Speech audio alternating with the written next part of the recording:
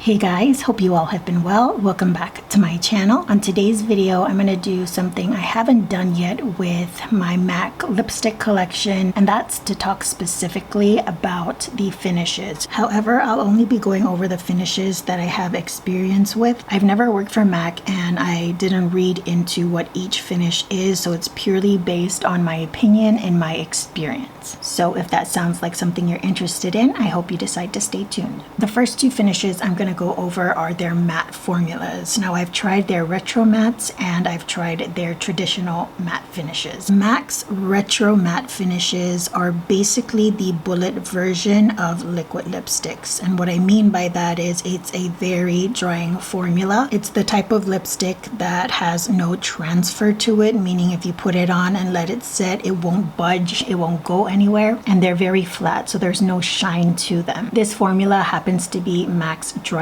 formula in bullet form. Next up, we have the regular matte formula, and this is still drier than the other lipsticks I will be showing you, but it isn't as drying as the retro mattes are. There's still some easy glide to that. As you can see, it's pretty smooth in terms of how it glides onto my hand, but even then it's still a pretty muted and flat shade, just a slight bit of creaminess, but in my experience usually it dries down after a little while. But I would like to note that with MAC's matte finishes, for the most part they are all the same, but there are occasions here and there where the finishes is not as consistent, so some may be creamier than others. I remember having experiences in the past where it says matte, but I find it more of a satin finish. But overall, this is pretty much the finish that you'll get with MAC lipsticks. So there you have the comparison of the retro matte and the traditional mattes. The next two finishes I'm going to be pairing are lusters and cream sheens, and I found that that was the easiest way for me to do it. I kind of noticed that there was this accompanying finish that was either a lesser or more intense version of the other finish. So we're going to start off with the lusters, and the best way for me to put this is that a luster is the closest thing that you're going to get to a lip balm from MAC, but again, this is going to be in bullet form, so it's lighter pigment, it's sheerer coverage, you'll still be able to see your lips peeking through, so in a way it's just kind of like a tinted lip balm. As you can see, this is a very good example of it. It's very sheer coverage, so when you're comparing these two to this fuller coverage, you can see a very big difference. It even glides on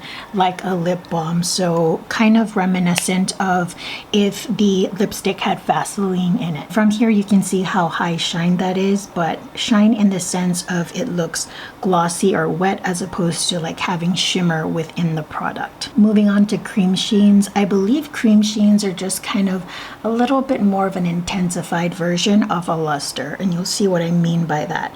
So there's still that really smooth glide when applying it, and there's still that shine much like the luster, but you can see that the color and the coverage is a lot more intense than it is compared to the luster finish. This almost looks like another finish that I'm going to be showing you, which is the amplified, but the glide on the cream sheen I feel is a lot more buttery and a lot smoother than the amplified is. And these two finishes are easily the most buttery and smooth on application in comparison to everything else that I'm going to be showing you. Nothing is difficult to work with, but these just glide on so smoothly. Next up, I'm going to be pairing satins and amplifieds. So starting off with satins. This is going to be the easiest for me to explain, and it's because I find that this is what a traditional lipstick would feel like. A lot of lipsticks out there just kind of have a full pigment, but also a creaminess to it, and that's exactly what a satin finish is for MAC. The opacity is very similar to the matte finish,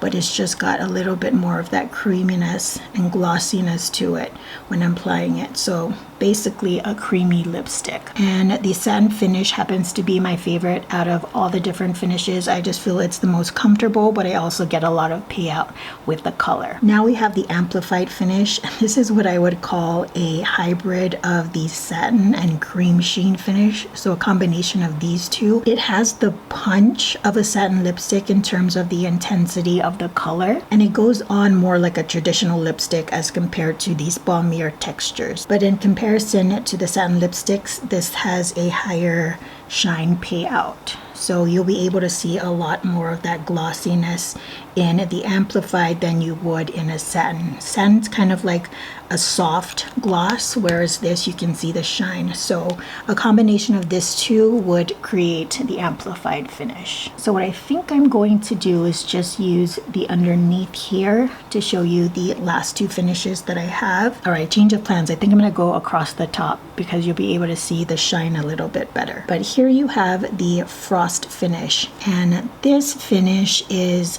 a shimmery metallic finish. Now the shimmers in this is very fine. You can't pick out the glitter specks in it, just like you wouldn't be able to pick it out in an eyeshadow. So you have the glossiness of it being more of a balmy texture, but you also have shine from that shimmer particles in it. This, much like the luster finish, you'll be able to see your lips peeking through. It's lightly pigmented and goes on very buttery and smooth. So if you'd like a little bit of that shimmer, a little bit of that metallic finish to your lips, then I would check out the frost finishes. Just be aware that it is a lighter coverage. Now for this last one, I don't feel 100% comfortable showing it to you because it is the one finish that I only have one example of, and I don't recall too much of the other ones that I've owned. I know I've owned them before. It's not really fresh in my memory, but this is the glaze finish.